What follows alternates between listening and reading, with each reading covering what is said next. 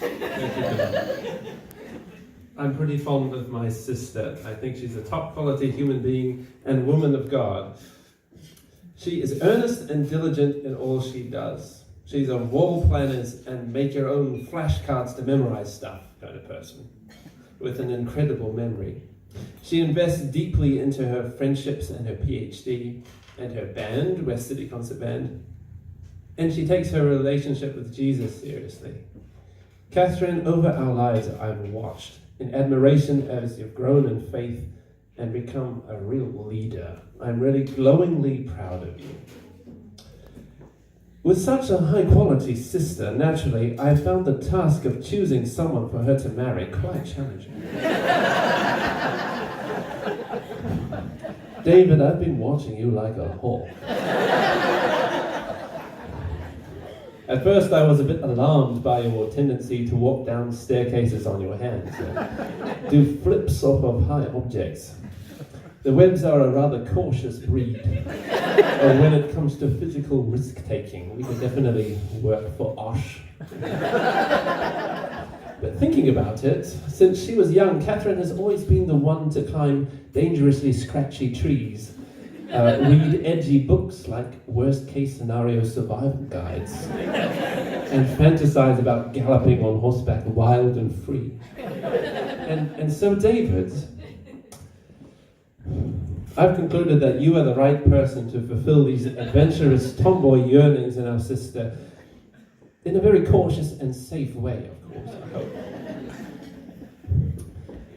I've seen you are a man of integrity, David. You're a gentleman. You're a deep thinker with a top-class sense of humor, a hard worker with an outward focus and a servant heart. I've seen how much you love Catherine and the sacrifices you've already made for her, like moving cities. Most importantly, with those rippling muscles and gymnastic abilities, I'm satisfied that if my sister were ever in mortal danger from bad guys, ninjas for example, that you'd be able to fight them off, or at least tire them out. So David, well done. I'm genuinely delighted that you've married my sister. I enjoy your company, and I pray that God blesses your long and happy lives together.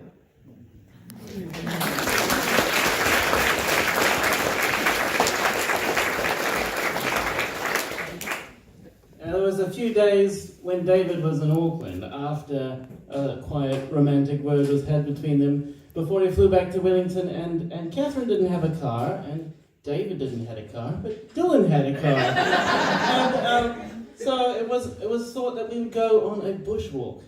Now, when someone's harboring, an attraction for someone, they can start to be preoccupied with things.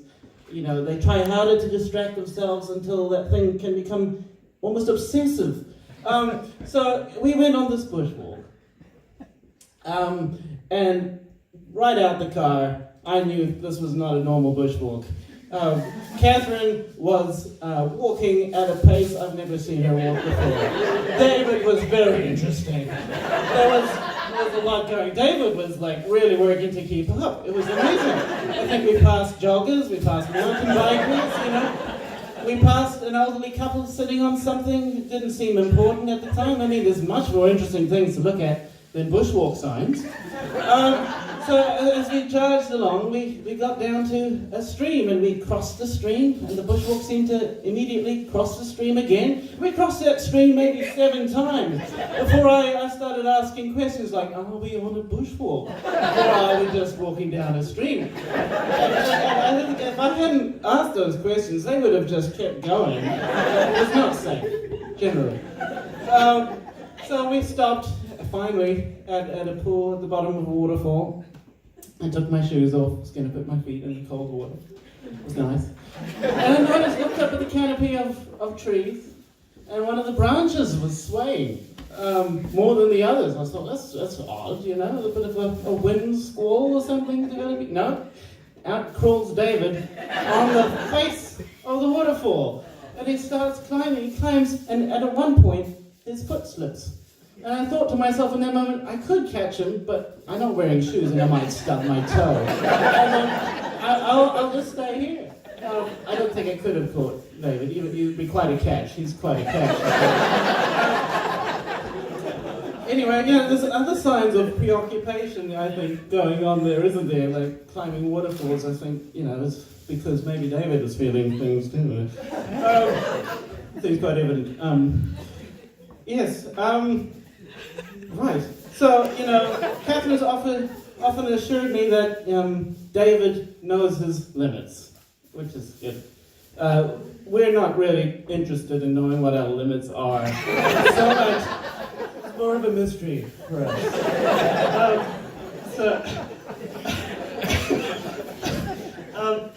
As has already been said, Catherine is intensely intentional. She decides really early on who her best friends are and what she's going to do and how she's going to do it. I don't know anyone else who says, I'm tired, I know, I'll write a list of everything I'm going to do tomorrow and then I'll go to bed. And then she just starts that list in the morning. It's just, it's amazing. Spontaneous for Catherine means doing something without 2 weeks' notice. Catherine loves everything going to plan, which I think is why she enjoys cooking for half a day, making curries and lasagna with a lot of the bridesmaids have helped her cook as well. Who has friends like that? But if anyone wants to cook for me, I find it therapeutic too. Catherine makes plans very quickly, as my mother already said. She quickly made a plan to see David, but not too much, and as pen pals at first. Just that was very quick to go, we'll just correspond by handwriting. And she likes a lot of classic novels, like Jane Austen novels and things, and so I think it maybe fitted in with her picture of romance there a little bit too. When one time she was getting a back rub from Wesley, this is just showing how funny Catherine can be, she says, I feel like I died on a battlefield and now I'm being robbed. Which is a great description of Wesley's back. He does get foot rough. He was being rough, to be fair. I'm not owning that one. Catherine has a strong faith and is very earnest and pure in spirit. She harbors no resentment and believes the best about everybody. She's never been so down that she's not kind. But there are still things to know about Catherine. I'm going to list them. 1, do not doubt and question her without very good reason. Don't question her unless you have real cause to, because she doesn't like being just doubted for no real reason. Also, no surprises or tricks, especially no frights. I've learned that one hard way. So don't give her frights, and you're good. When she wants to sleep right now.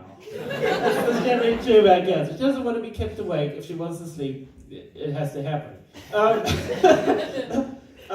Raw chicken is the most dangerous substance in the world. Chicken would rather be dry than raw. It's just the truth. She doesn't want you to give in. She wants you to agree with her. That's another one. It's not just what you say, it's how you say it. She will blow all the snot from her nose as soon as it appears and use all the tissues. That's just a fact. She needs you to occasionally save her from her inner taskmaster, I think. And lastly, she wants to be strong and robust for you, but you can let her be a web sometimes. Yeah, that's all. Thank you. Oh, actually, sorry.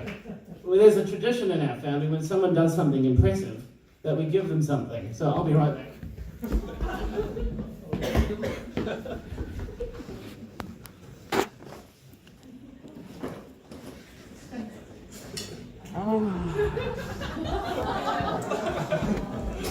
It wouldn't be complete to celebrate someone without the Red Plate Award. We give this award to people in our family who've done something amazing. It says, we appreciate you. You're a star. So here you go, Catherine. You're a star.